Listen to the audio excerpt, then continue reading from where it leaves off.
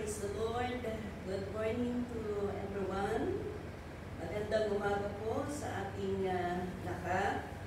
At pagkakataon na naman para tayo po ay makinig sa salita ng Panginoon na nagbibigay ng buhay at kalakasan sa bawat isa sa atin. Amen?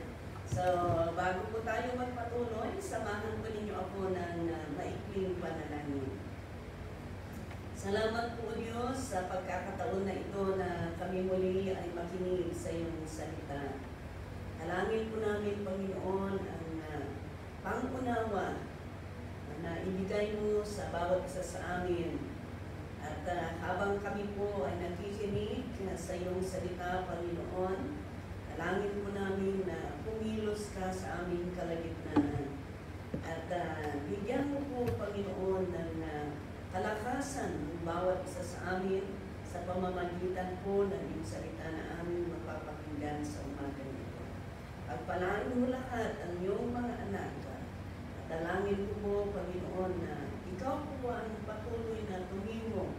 Hayaan mo po, Panginoon, na yung salita mo ay maitanim sa kaibuturan ng aming puso. Ito po ay nakakatulong sa amin sa aming paglalakad bilang anak mo, Panginoon. Salamat po Diyos. Ito po ang aming samot dalangin sa pangalan ni Jesus. Amen. Hallelujah. Praise the Lord. So, good morning everyone. Again. At salamat sa Panginoon, binigyan muli tayo ng pagkakataon para makinig sa kanyang salita sa umaga ito. Dahil sabi niya, mapalad ang makinig at magbasa sa kanyang salita. Hallelujah! Dahil ito po ay nagbibigay ng kalakasan sa bawat isa sa atin. Kaya sa oras na ito, ang ating tatalakayin ay isang bagay po na napaka-importante sa buhay ng isang nananampalataya sa Panginoon.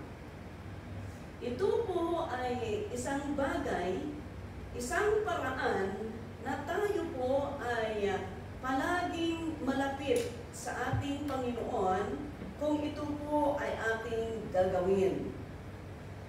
At ang bagay na ito ay ang pananalangin. Ang pananalangin sa ating Panginoon ay ito po ang paraan na tayo po ay nakikipag-usap sa ating Panginoon. Ito po ang paraan na pwede nating ibuhos kung ano po ang nilalaman ng ating puso. At kung taos-puso po tayong nakikipag-usap sa ating Panginoon, ang Panginoon po ay makikinig at kanyang tugunin ang ating pangangailangan. Kaya isang bagay po na napaka-importante na gagawin ng isang nananampalataya ay ang pananalangin.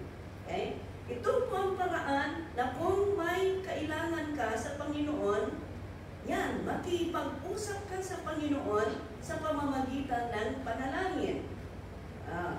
Kung ano pong mga bagay na gusto mong hilingin sa Panginoon, ito po ang paraan na ikaw ay pumiling sa Kanya sa pamamagitan ng pananalangin. Okay?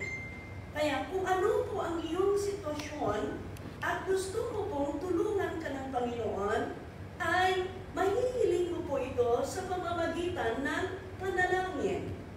Kaya, ito po ang paraan na pwede tayong lalapit sa Panginoon at hihilingin kung ano po ang ating pangangailangan.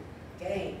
Kaya, titingnan po natin dito po sa Bible, ang isang example, ang isang ehemplo na dapat nating gawin sa ating pananalangin sa Panginoon. Okay? Kaya, bubuksan po natin at babasahin po natin dito po sa Luke chapter 18. Okay? Dito po sa Luke chapter 18, okay? Thank you po. Jesus sa mga tagasunod niya upang turuan silang laging manalangin at huwag mawalan ng pag-asa. Napakaganda po. Okay. Next verse, please. Sinabi niya, sa isang bayan ay may isang hukom na walang takot sa Diyos at walang iginagalang na tao. Sige. Sa bayan din iyon ay may isang byuda na palaging pumupunta sa hukom at nagsasabi, bigyan niyo po ako ng katarungan at ipagtanggol niyo ako laban sa mga kaaway ko. Noong una ay hindi pinapansin ng hukom ang byuda. Pero bandang huli ay sinabi niya, kahit hindi ako natatakot sa Diyos at walang iginagalang na tao, bibigyan ko ng katarungan ang babaeng ito para hindi niya ako gambalain ulit. Dahil kung hindi iinisin niya ako sa kapapaliton niya. Pagkatapos, sinabi ng Panginoon, narinig ninyo ang sinabi ng masamang hukom. Ang Diyos pa kaya ang hindi magbigay ng katarungan sa mga pinili niya na tumatawag sa Kanya araw at gabi? Tinitiyak ko sa inyo na bibigyan niya agad sila ng katarungan. Ngunit kung ako na anak ng tao ay bumalik na rito sa mundo, may makikita kaya akong mga taong sumasampalataya sa Kanya. Okay. So, ito po ang ating tatalakayin sa umagang ito. Okay? So, makita natin dito, sa ating binasa, isinalaysay ni Jesus ang isang talinghaga or example, halimbawa, upang ituro sa kanila na dapat silang manalangin at huwag mawalan ng pag-asa. Napakaganda, no? Kaya ito po ang halimbawa or example ng Panginoon na ipinakita na halimbawa sa kanyang mga disciples, sa mga kanyang tagasunod, at hindi lang po sa kanila lamang, kundi ito po ay para sa ating lahat dito, para tayo po ay manalangin, makipag-usap sa Panginoon, at huwag po tayong mawalan ng pag-asa. Alam ko po mga kaibigan, marami po sa atin, dahil sa ang haba-habang panahon na tayo po ay humihiling at tayo po ay nananalangin sa Panginoon, at hanggang ngayon, parang wala pong kasagutan ang ating mga panalangin. Pero mga kaibigan, mga kapatid, ito na ang salita ng Panginoon na ini-encourage niya ang kanyang tagasunod na sila po ay huwag mag-give up at mawalan ng pag-asa sa kanilang sitwasyon, dahil alam po natin may pag-asa sa ating Panginoon. Kaya dito po sa ating binasa, sabi niya, may isang tao doon sa lungsod na yon. May isang hukom, sabi niya. Ang hukom na ito ay walang takot sa Diyos. Walang iginagalang na tao. Tingnan ninyo, ang hukom na ito, hindi naniniwala sa Panginoon. Wala siyang takot sa Diyos. Wala siyang takot sa tao. Walang pakialam sa mga tao. Walang iginagalang sa mga na tao. Pero alam niyo mga kaibigan, napakaganda po mga kapatid, na doon dito po sa ating binabasa, sa lungsod din yun, sabi niya,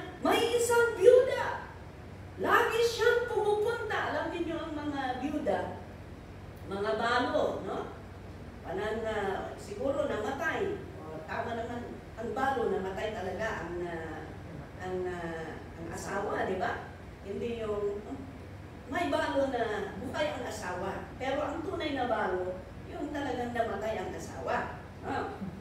Sabi niya dito, may isang balo doon din sa lungsod. Lagi siyang pumupunta doon sa hukom. At sinasabi niya, bigyan mo ako ng katarungan. Bigyan mo ako ng katarungan. Yeah? Alam niyo, palaging bumabalik.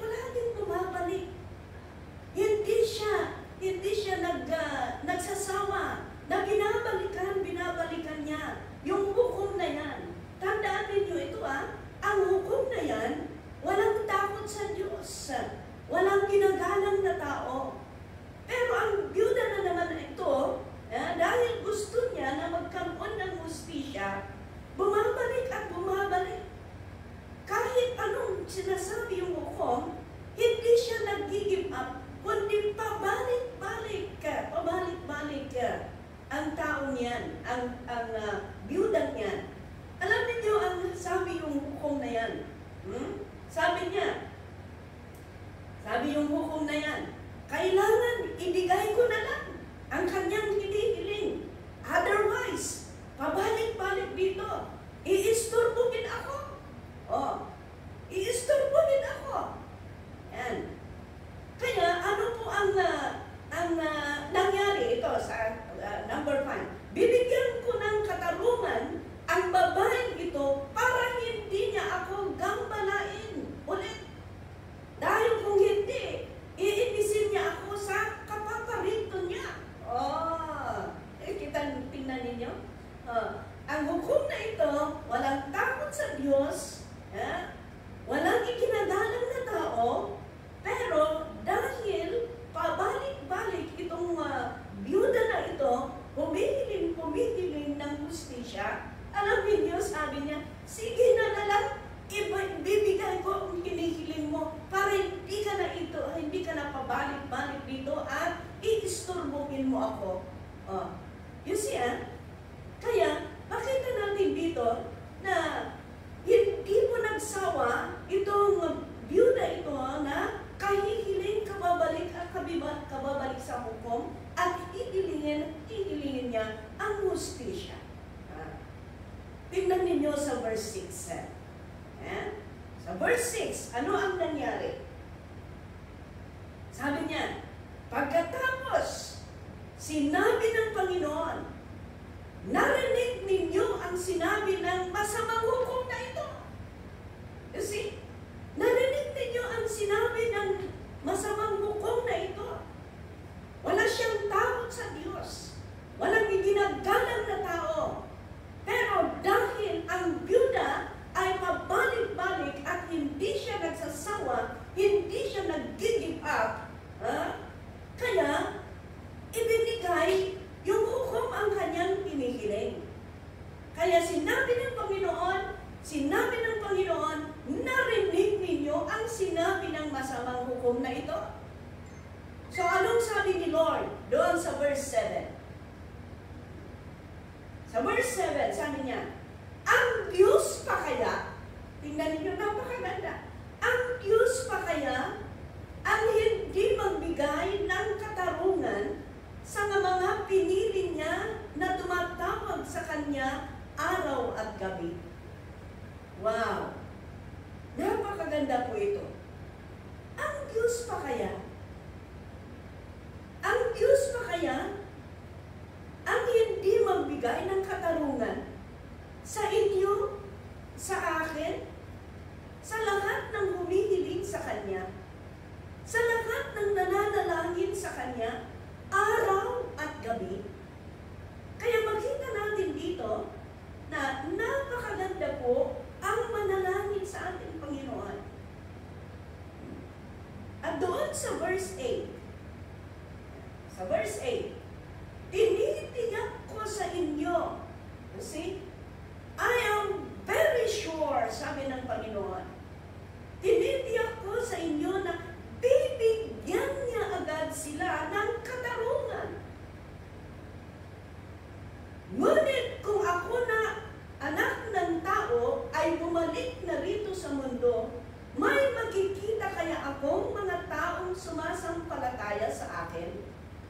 Ayan ang katanungan. Kaya napakaganda po, pwede nang ibalik. Yan. Napakaganda po ang ating topic na ito, mga kaibigan. Dito po natin makikita. Ito po ang isang example. Yan. Dito po ang isang example sa pananalangin sa Panginoon. Ito po ang isang halimbawa na dapat nating tularan sa ating paglilingkod, sa ating pananalangin sa Panginoon. Sabi ng Panginoon, kung ang babaeng ito, kung ang biyudang ito ay tinugon ng hukom ang kanyang pangangailangan sa pamamagitan ng kanyang pabalik-balik. Okay? Ang isang bagay na i-take note natin dito ay ang ginawa ng babae na hindi nagsusurrender, hindi nag-give up sa pabalik-balik at humihingi sa hukom na yan. At sabi ng Panginoon, kung ginawa ng hukom na ito na tinugon ang pangangailangan or ibinigay ang katarungan doon sa byuda na pabalik-balik sa kanya, how much more pa kaya sa mga tao, sa mga nananampalataya, sa mga nananalangin sa Diyos, araw at gabi. Yan. Araw at gabi. At sabi niya, tinitiyak ko na ibibigay niya kaagad ang kanyang pangangailangan. Kaya makita natin dito na kahit matagal, kasi isang aral na makita natin dito, kahit matagal na hindi po nasasagot ang ating pangangailangan, ang ating panalangin sa Panginoon, ang napakagandang gawin natin ay hindi po tayo mag-give up sa kapapanalangin. Hindi po tayo mag-give up. Dahil ang Panginoon ay tinitingnan niya. Sabi niya nga kung ang hukom na ito walang takot sa Diyos, walang ginagalang ng tao, pero ibinigay niya ang katarungan sa babaeng ito na pabalik-balik sa kanya, ikaw pa kaya? Ikaw pa kaya na anak ng Diyos? At ang Diyos pa kaya natin na nasa langit ang hindi makikinig sa iyo at sa akin? Pero ang kailangan ng Panginoon, yung tunay na matatag, yung tunay na nananalangin, buong puso, at hindi po siya mag-give up sa kanyang pananampalataya sa Panginoon. Kaya yan po ang gagawin natin, mga kapatid. Siguro sa katagal-tagal ng iyong pananalangin sa Panginoon, hindi po natutugunan ang iyong pangangailangan. Siguro minsan sa iyong buhay, sabi mo, tama na. Hindi naman napapakinggan ni Lord ang aking panalangin. Hanggang ngayon, nandito pa ako, baka sinasabi mo. Hanggang ngayon, nandito pa ako, ilang taon na akong nananalangin. Pero kapatid, ang katanungan ko, ang pananalangin mo ba talaga ay buong puso? Buong puso na humihiling sa Panginoon. Kung buong puso man na ang iyong pananalangin, pananampalataya sa Panginoon at hindi pa nasasagot ang pangangailangan mo, ito po ang masasabi ko, kaibigan. Huwag kang mag-give up. Huwag kang mag-give up. Dahil may 30 kasagutan ang ating panalangin. Siguro, ang isang sagot, yes.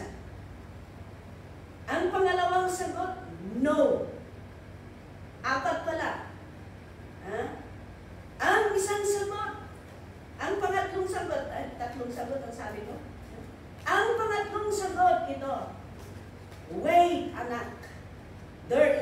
something better for you. Wait, baka yan ang sagot ng Panginoon. Ay ka anak, binibuild up ka lang. Ay ka anak ka. May plano ako sa'yo. Binibuild up ka lang.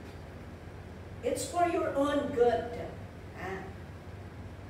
Ay ka anak. Tatapusin ko muna ang pagkumpleto ko sa plano ko sa buhay mo. Kaya huwag kang mag-give up dahil kumikilos si Lord. Dahil kumikilos, patuloy ka lang manalangin sa ating Panginoon. Kaya doon po sa Ephesians, ay sa Philippians chapter 4 verse 6. Sa Philippians chapter 4 verse 6, sabi niya doon, babasahin natin. Kaya patuloy po tayo. Sabi niya dito, huwag kayong mag-alala sa anumang bagay. Sa halip, ilapit sa Diyos ang lahat ng pangangailangan nyo sa pamamagitan ng pananalangin na may pasasalamat. Wow! Napakaganda po mga kaibigan. Huwag kayong mag-alala sa anumang bagay. Sa halip, ilapit sa Diyos ang lahat ng pangangailangan ninyo sa pamamagitan ng panalangin at may pasasalamat. Yan. Huwag po kayong mainip. Huwag po kayong mag-give up. Sa halip, sige, patuloy manalangin. Patuloy ilapit ninyo sa Panginoon. Sa pamamagitan ng panalangin at may pasasalamat. Dahil ang Diyos ay hindi natutulog ka. Ang Diyos ay hindi natutulog. Alam niyo mga kaibigan, may idadagdag lang akong isang verse. Okay? May idadagdag po lang akong isang verse. Galatians chapter 6 verse 9. Please, kapatid, paki-flash na. Okay. Sorry po. Na-remind lang po ako dito sa verse na ito. Okay? Sa Galatians chapter 6 verse 9. Kaya sabi niya dito, ilapit ninyo. Huwag kayong mag-alala, sabi niya. Ilapit ninyo ang pangangailangan ninyo. Manalangin kayo sa Diyos. Dahil ito po mga kaibigan, ito sa verse 9 na ito, basahin natin. Sabi niya, at huwag tayong mga pagod sa paggawa ng mabuti. Tingnan ninyo. Huwag tayong mapagod sa paggawa ng mabuti. Sapagkat sa kapanahunan ay magsisipagkaani tayo kung hindi tayo manghihimagot. Mabigat. Ay, malalim itong Tagalog nito. Yan. Okay. Sabi niya dito, huwag kayong mapagod na gumawa ng mabuti. Gumawa ng mabuti. Why? At the proper time. You see? May kapanahunan. At the proper time, you will reap a harvest. Sabi niya, mag-aani kayo. If you will not give up. Kung hindi kayo mag-give up. Tingnan ninyo. Napakaganda. Kaya sige lang. I-present natin. Huwag tayong magsawa. Yan. Huwag tayong magsawa sa paggawa ng mabuti.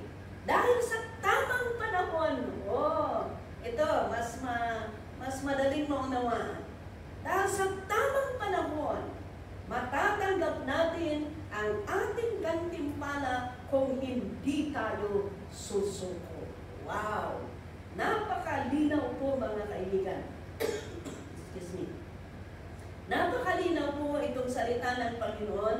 Kaya nga sinasabi ko, itong balo na, itong byuda na ito, kayo pwede kang babalik na. Kaya nga sa balo na ito, talagang yan ang example ng ating Panginoon. Dahil alam ng Panginoon, kahit yung mga alagad niya noon, alam niya ang kanilang kahinaan. Yan. Alam niya ang kanilang kahinaan. Alam niya din ang kanilang pananampalataya na hindi at hindi mawawala panahon na parang tayo'y mag-give up. Kung minsan parang sabihin na natin, tama na Lord. Kung minsan parang sabihin natin, pagod na ako Lord. Kung minsan dahil sa kaantay ng kasagutan, parang sasabihin na natin, tama na Lord. Pero ito na nga ang example. Ito na nga ang ihimplo na ibinigay ng Panginoon na dapat nating tularan. Na kailanman hindi tayo mag-give up sa ating paglilingkod, sa ating panalangin sa Panginoon. Tingnan ninyo, sabi niya sa kanyang sa nabasa natin, huwag at huwag tayong mag-give up. Because sa tamang panahon, sabi niya, in the proper time, there is a proper time. May tamang panahon, sabi niya doon, na tayo'y aani. Tayo'y aani. There is a proper time. There is a proper time. Kung, sabi niya, kung hindi tayo mag-give up. Alam niyo, ibig sabihin, kung mag-give up tayo, walang maaani. Kung mag-give up tayo, hindi natin maantay ang kasagutan ng ating panalangin. Pero ito po ang pinasisigurado ng salita ng Panginoon. Sabi niya, there is a proper time for you to harvest. May tamang panahon na masasagot ang ating panalangin kung hindi po tayo susuko. Kaya kaibigan, kapatid, sana po mawawala sa inyong bokabularyo na susuko sa iyong paglilingkod sa Panginoon. Dahil kung kayo po ay susuko, kayo po ay talunan. Kayo po ay talunan. Dahil ang salita ng Panginoon, kahit matagal yan, sigurado, aani ka at aani ka. Kahit matagal yan, sigurado, aanihin mo ang kasagutan ng iyong panalangin. Pero kung mag-give up ka at susuko ka, ibig sabihin, ikaw ay talunan. Kaya mga kaibigan, mga kapatid, palagi kong sinasabi, wala at walang malulugi sa tunay na paglilingkod sa Panginoon. Wala at walang malulugi sa paglilingkod sa ating Panginoon. Kaya, mga kapatid, mga kaibigan, ito po ang ating sinasabi, huwag at huwag po tayong susuko dahil ang Diyos na buhay na ating pinaglilingkuran, Diyos siyang nagbigay ng buhay at hininga. Siya ang lumikha ng langit at lupa. Siya ang nagbigay ng buhay at hininga. Kung siya po ay nagbigay ng buhay at hininga, alam at alam ko po, ang problema mo kaya ang hindi niya kayang tugunin. Kaya, my brothers, my sisters, don't ever give up. Dahil ang Diyos ay nandyan, tinitingnan tayo kung gaano po tayo katapat sa ating paglilingkod. Amen? So, sabihin mo sa katabi mo, do not give up. Yan, huwag tayong mag-give up. Let's pray. Father God in heaven, we want to thank you, Lord. Salamat po sa buhay ng aking mga kapatid na kahit nandyan po sila kung saan sila ngayon, Panginoon. Pero salamat dahil alam po namin, kagaya ng sinabi mo, na kung kami tapat sa iyo, Panginoon, may panahon na itinalaga mo na aani at tutugunin, sasagutin mo ang aming panalangin. Father God, strengthen them, palakasin mo sila, patatagin mo sila, Panginoon, dahil mayroon at mayroon po kaming pag-asa sa iyo, Panginoon. Salamat po Diyos, pagpalain mo sila, patatagin mo ang kanilang pananampalataya so that we will always look up unto you, for we know, God, that you are a good God and you are faithful to those who are faithful to you. Father, thank you. Bless them, Lord. In Jesus' name, amen. Amen. Thank you. God bless everyone. ko po sa iyo.